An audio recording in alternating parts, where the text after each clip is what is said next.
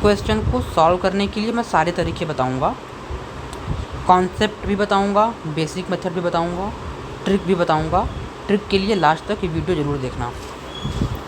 तो क्वेश्चन है कि एक टेप रिकॉर्डर है जिसकी लागत 1500 रुपये है, ठीक है, और इसको 20% अधिक अंकित मूल्य पर बेचा जा रहा है और उस पर छूट भी मिल रही है, लेकिन छूट मिलने के बाद भी 8% का प्रॉफिट मिल रहा है। तो अगर बेसिक से करें हम लोग, तो मैंने कहा कि भाई 1500 तो उसका कॉस्ट प्राइस है, और अगर उसको 8% का प्रॉफिट मिल रहा है तो इसका मतलब क्या हो गया, 15/120 रुपये का प्रॉफिट मिल रहा है, 120 रुपये का प्रॉफिट। और तुमने बोला कि 20% अधिक अंकित मूल्य पर भी है, तो अगर मैं 20% प्लस कर रहा हूँ अंकित मूल्य, तो इसका मतलब क्या हो गया कि मैं 15 दूना के 30, 300। इसका मतलब क्या हो गया कि मैं 1800 उसका मार्क प्राइस है, मार्क प्राइस 1800 का है, 120 रुपये एक्स्ट्रा मैं ले रहा हूँ, राइट।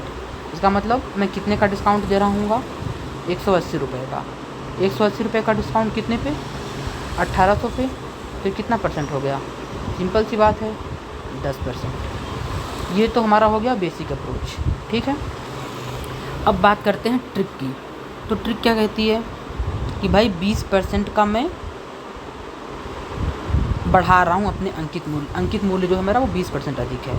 तो 20% का मतलब क्या हुआ, मैं यहाँ पे चलान खींच देता हूँ। 20% का मतलब हुआ 1/5। इसका मतलब मैंने 5 का CP है मेरा और मैं इसको 6 में बेच रहा हूँ, एग्री।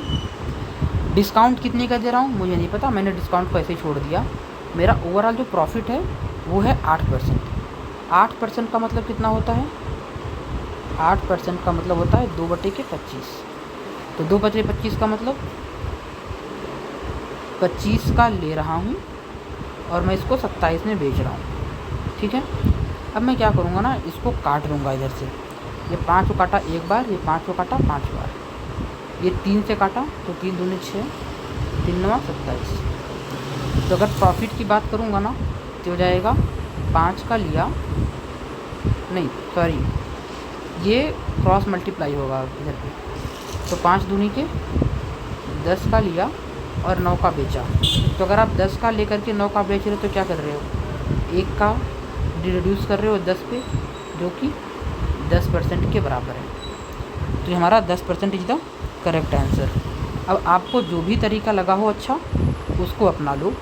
देखो जो ये वाला तरीका है ऊपर वाला ना, ये लगा सकते हो जब आप क्वेश्चन में फंस जाओ बिल्कुल, ठीक है। जब आपको लग रहा है कि आपको ट्रिक नहीं याद है, जब आपकी जो वैल्यूज़ हैं बहुत प्रॉब्लमेटिक हैं, परसेंट जैसे यहाँ पे 20% था, 8% था, इसको फ्रैक्शन में कन्वर्ट करना इजी है। तो हम लोग इसको डायरेक्टली फ्रैक्शन में कन्वर्ट करके ट्रिक वाला मेथड लगा सकते हैं। लेकिन अगर वैल्यूज़ थोड़ा डिफ़िकल्ट आ जाएँ, जैसे 13% दे दिया, 17% दे दिया, या फिर 26% दे दिया, जहाँ पे फ्रैक्शन में कन्वर्ट करना डिफ़िकल्ट है, वहाँ पे आप बेसिक अप्रोच अपनाओ। लेकिन जहाँ पर वैल्यूज़ स्ट्रेट फॉरवर्ड हैं, या तो डायरेक्ट कैलकुलेशन कर लो माइंड में ही ऐसे ही, या फिर इस ट्रिक के साथ जाओ। आई होप आपको ये पसंद आया होगा।